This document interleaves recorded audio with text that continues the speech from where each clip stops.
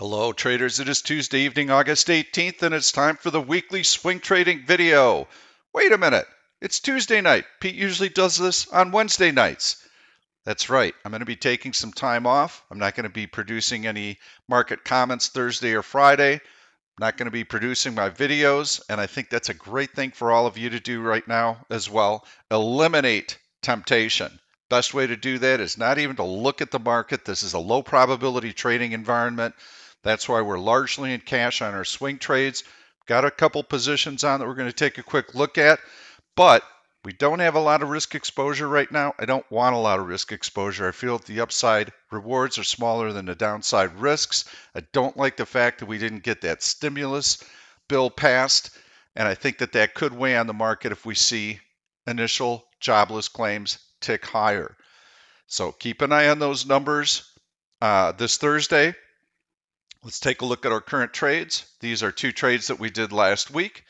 We were able to sell the AZN September 18 52.50 puts. We bought the $50 puts, and we did that for a 50-cent credit. That marked 30 cents bid, offered at 45, well inside the 50-cent credit that we got. So we've got a week under our belt. We're already starting to see the benefits of time decay.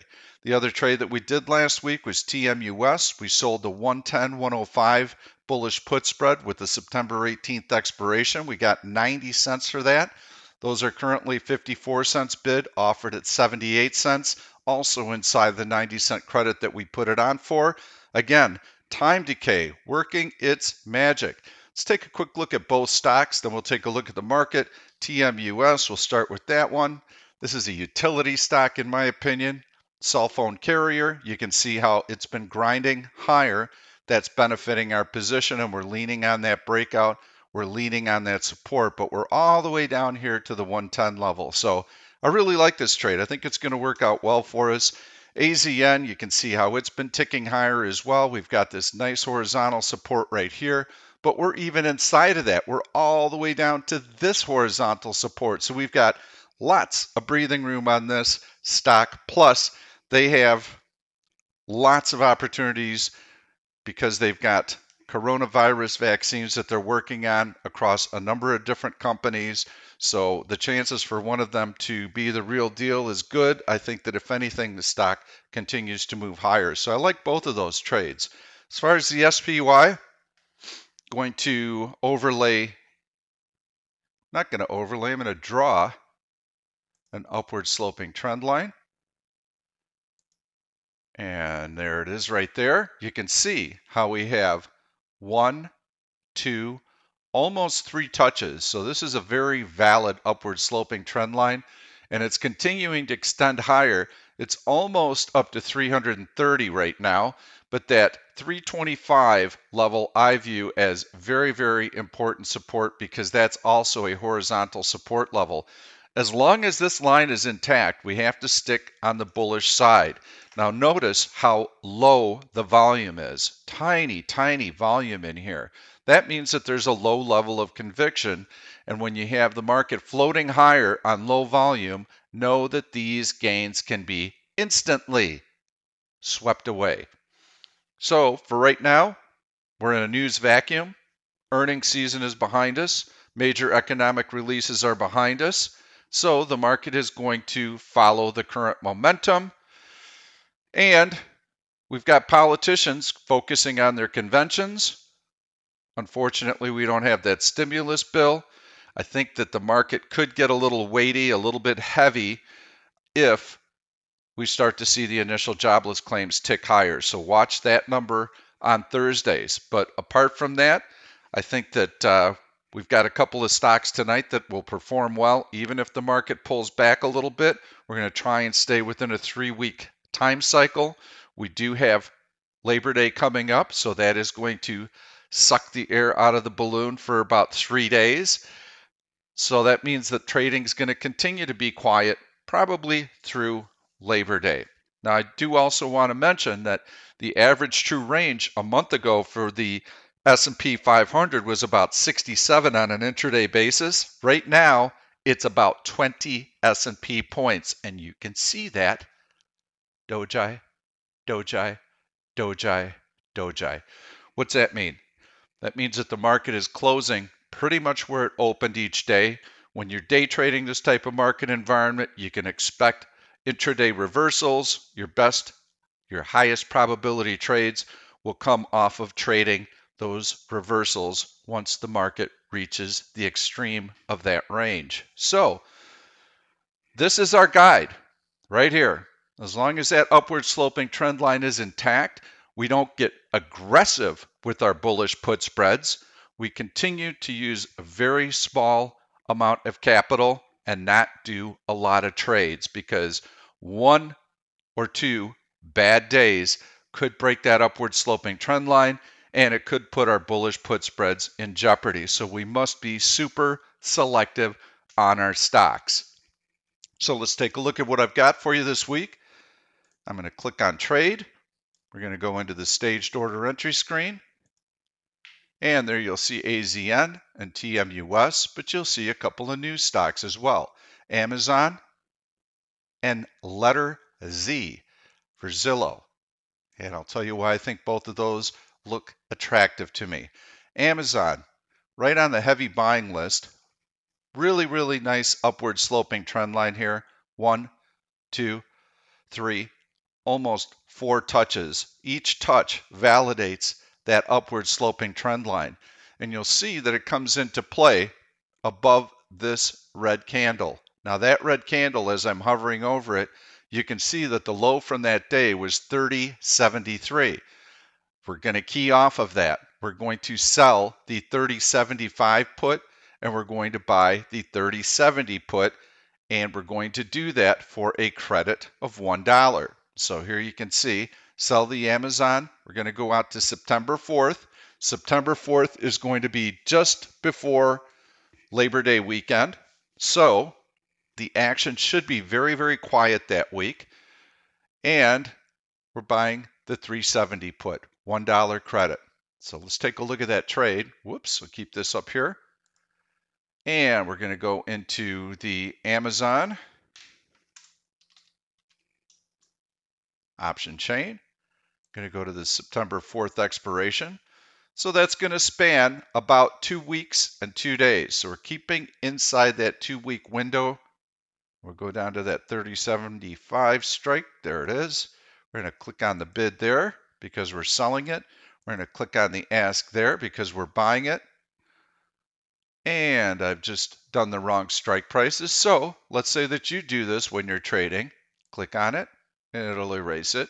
Or I can take and I can drag it to the strike that I want. And I can click on it and I can drag it to the strike that I want. Either way works. So you can see the 30.75s, we're selling those. We're buying the 30.70s. The spread is 70 cents bid, but it's actually a negative 70 cents bid offered at $3.10. So we want to get $1 for that because we've got $5 between the strike prices. If this trade is successful, we're going to have to put up $4 to make $1. That is a 25% return in 2 weeks. Pretty nice. Now here's what I like about the stock. We've got this upward sloping trend line. That's good. We have this gorgeous breakout through this horizontal resistance level. Amazon just made a new all-time closing high. Yes, that is the all-time high, but that's not a closing high because the stock actually closed down here. This is a new all-time closing high for Amazon. Retailers have been reporting kind of a mixed bag, but if I had to summarize it, anyone doing online sales is go-go, gangbuster good. Anyone with brick and mortar, they're really not doing well. Amazon is taking a lot of business from them. So I believe that this stock will continue to fare well. If the coronavirus happens to spike again, I still think that Amazon's going to do well, which I'm not too worried about coronavirus because that's improving. And we only have 2 weeks until option expiration on this. So not too worried about that. So that's the trade. I think Amazon's going to continue to perform well, which, by the way, I'm not going to get into a lot of fundamental analysis on the market. If you want to hear that information, you can read my pre-open market comments each day. There I get a little bit more into the fundamentals. So the second trade that I have queued up for you is the letter Z. And we are going to sell the September 11th 74 puts, and we're going to buy the 73 puts. So let's take a look at that. Going to go into trade here, enter the letter Z, and we'll bring up that option chain. And I'm going to go down to the 74, 73. Click on the bid on the 74 puts. Click on the ask on the 73 puts.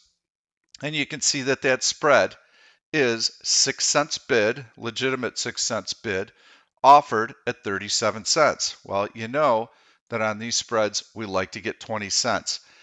I think we can get more than 20 cents for this. So if you're trying to get this spread off tomorrow morning, you can click the staged order button and route that for 20 cents. But I think there's a chance for us maybe to get a little bit more for it. Let's see what we've got going on Zillow. Let's take a look at that chart. So here's what I like about it. You can see how the stock was in this compression right here, tails above body, and then it was able to break out, and now that resistance became support. Breakout, test 1, test 2. Okay, it held. Now it's starting to grind higher in here, and that's the earnings announcement. Well, look what it did on that earnings announcement. You can see that huge volume spike. Boom! Nice big rally. Well, it's pretty typical for stocks to retrace a little bit of that and to make sure that that opening move right there on earnings was legitimate. So tries to find support here, confirms, a little bit lower, but you can see how each one of these lows was just marginally lower, not much lower at all.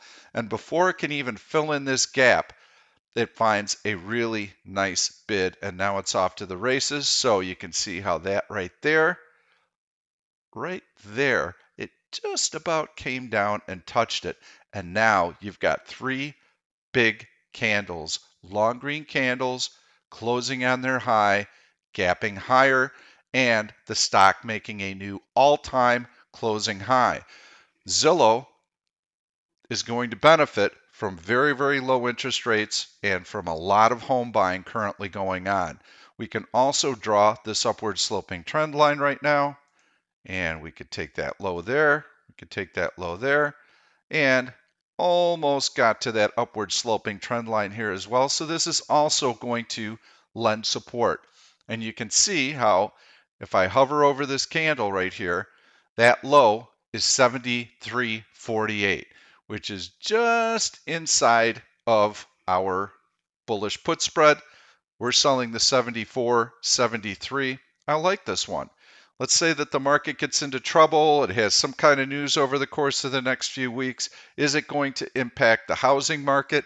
I don't think so. Interest rates are going to remain low. Demand for housing is going to remain high. That benefits Zillow. So I think that this stock is going to continue to perform well.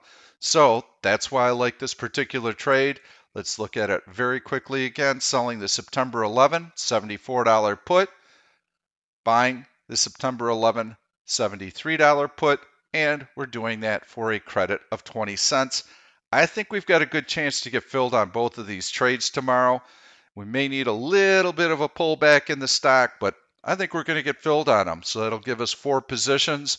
I don't know that I'll want to add much more unless we start really gaining some distance on some of our other spreads so that they're getting very, very cheap, because I don't want to add a whole lot of risk to the position right now.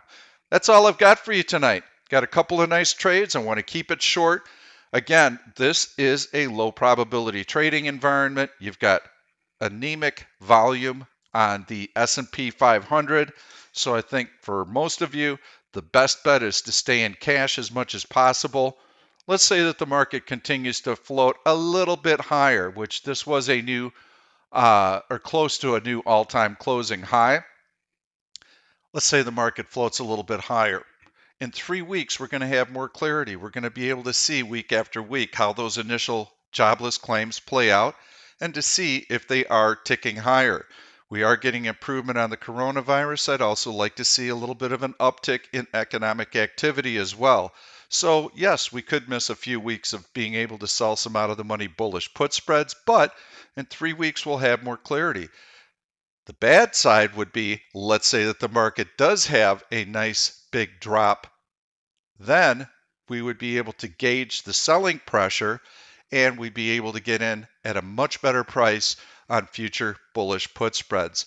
That's why I feel right now, even though you've got upward momentum on low volume, I feel that it's vulnerable to profit taking at any time. One bad day like that is all it takes. Can happen very, very quickly. So that's why I'm being super cautious right now. Hope you're able to get into these trades. We will see you Monday morning.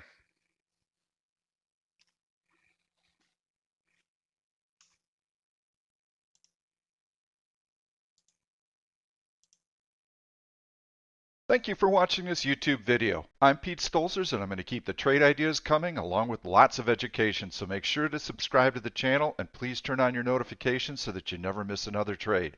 If you like the content, please give it a thumbs up. I've loaded 2 other videos that I think you're really going to enjoy. Stay tuned. We'll see you soon.